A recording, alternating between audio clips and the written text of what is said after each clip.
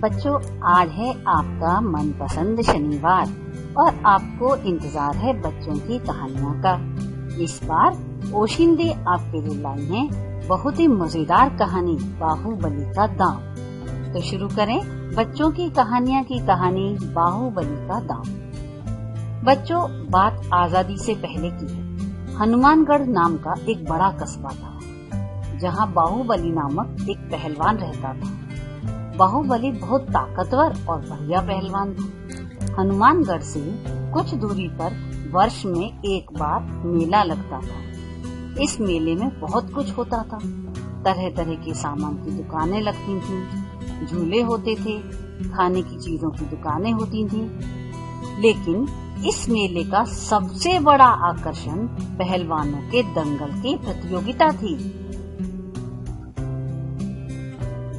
इस दंगल में दूर दूर के राज्यों से पहलवान आते थे। सभी पहलवान अपने अपने राज्यों के सबसे श्रेष्ठ पहलवान होते थे। इस दंगल में जीतने वाले पहलवान को एक बड़ी धनराशि और राजा की तरफ से राजकीय सम्मान से सम्मानित किया जाता था।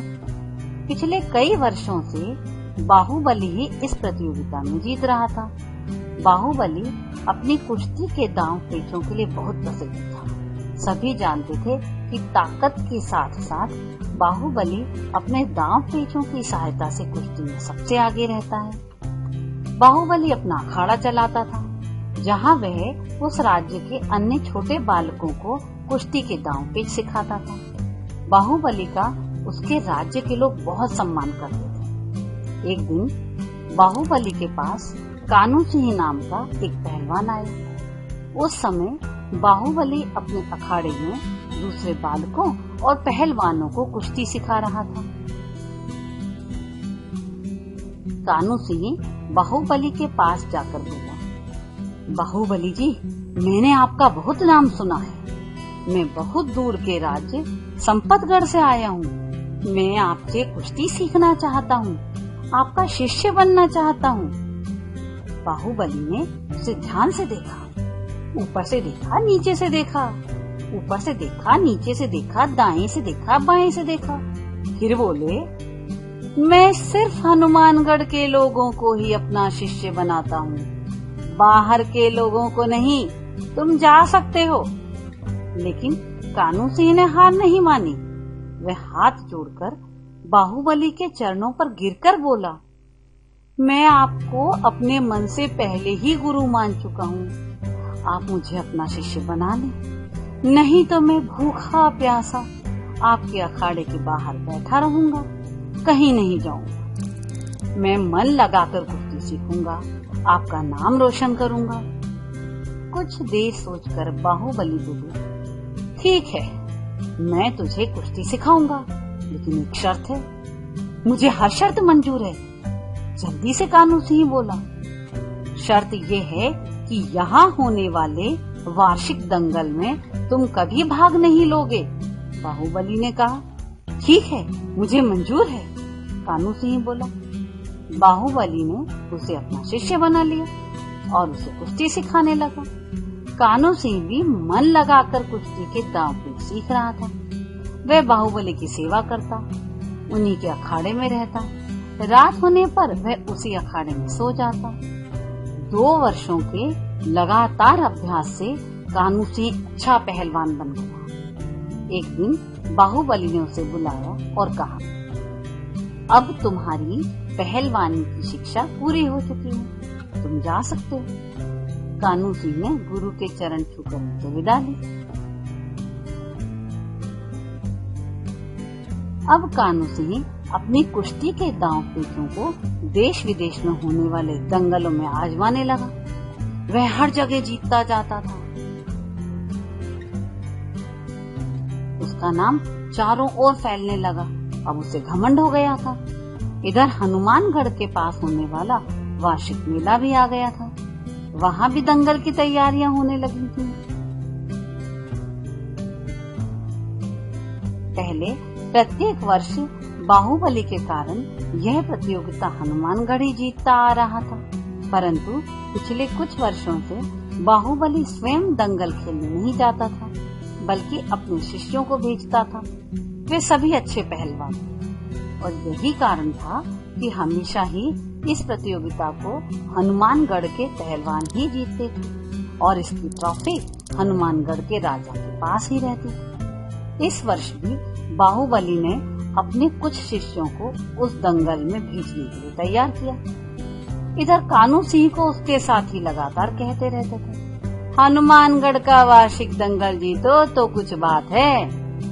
कान्हू सिंह भी सफलता के घमंड में अपने गुरु को दिए वचन के बारे में भूल गया और वार्षिक दंगल में संपतगढ़ की तरफ से भाग लेने पहुंच गया। आखिरकार दंगल शुरू हुआ। कई रोज तक चलने वाले इस दंगल के कुछ ही दिनों में कान्हू सिंह ने सभी पहलवानों को हरा दिया। उसका आखिरी मुकाबला हनुमानगढ़ के पहलवान से होना था। दंगल के इस मुकाबले को देखने सभी राज्यों के राजा महाराजा भी आए थे। दूर दूर से लोग भी इस मुकाबले को देखने आए थे। एक ऊंचे मंच पर सभी राजाओं के बैठने की व्यवस्था थी और पिछले कई वर्षों के विजयी बाहुबली और उसके शिष्यों को मंच के दाईं ओर सम्मान पूर्वक बैठाया गया था। अखाड़े के चारों ओर लोगों के बैठने की व्यवस्था थी। दंगल शुरू होने की घोषणा की गई। कान्हू सिंह और हनुमानगढ़ का पहलवान मुकाबले के लिए अखाड़े में उतर गए। अगला इशारा मिलते ही वे आपस में कुश्ती लड़ने लगे। बहुत जल्दी कान्हू सिंह ने उस पहलवान को हरा दिया। ये देखकर हनुमानगढ़ के लोगों और उनके राजा को बहुत दुख हुआ। राजा खड़े होकर बोले, आज हनुमानगढ़ हार रहा है। क्या कोई ऐसा पहलवान नहीं है जो इस राज्य की इज्जत बचा ले? तभी कान्हू सिंह बोला, महाराज कुश्ती खत्म हो चुकी है, मैं जीत चुका हूँ। ये सुनकर राजा निराश भाव से अपने पहलवानों की ओर देखने लगे। तभी अचानक एक जोर की हुंकार उठी। सबने चौंक कर देखा।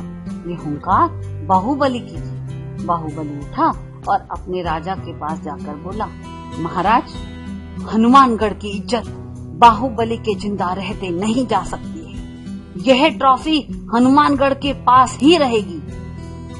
यह कहते हुए बाहुबली अखाड़े में उतर गया। ये देखकर कान्हू सिंह बोला, गुरुजी, आप अपनी पहलवानी की सारी विद्या मुझे सिखा चुके हैं, आप मुझसे हार जाएंगे। बाहुबली ने जोर से गर्जना और बोला, तू अपना वचन भूल गया।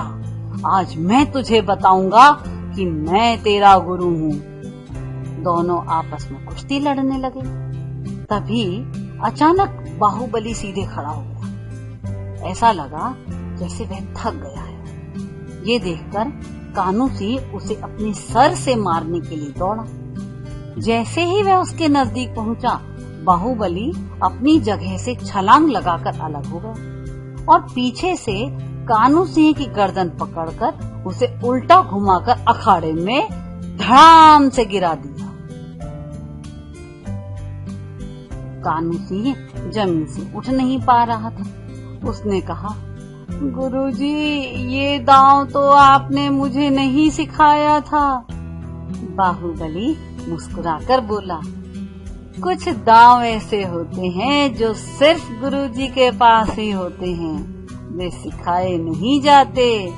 ये था बाहुबली का दांव। चारों ओर बाहुबली की जय जयकार हो रही थी। राजा ने बाहुबली को अपने गले लगा लिया। इस तरह हनुमानगढ़ फिर से जीत गया। तो बच्चों, ये थी बच्चों की कहानियां श्रृंखला की कहानी बाहुबली का दांव। अगले शनिवार को हम फिर मिलेंगे बच्चों की कहानियां में और इस बार फिर होगी बाहुबली का दांव जैसी ही एक और मजेदार कहानी। तब तक के लिए स्वीट ड्रीम।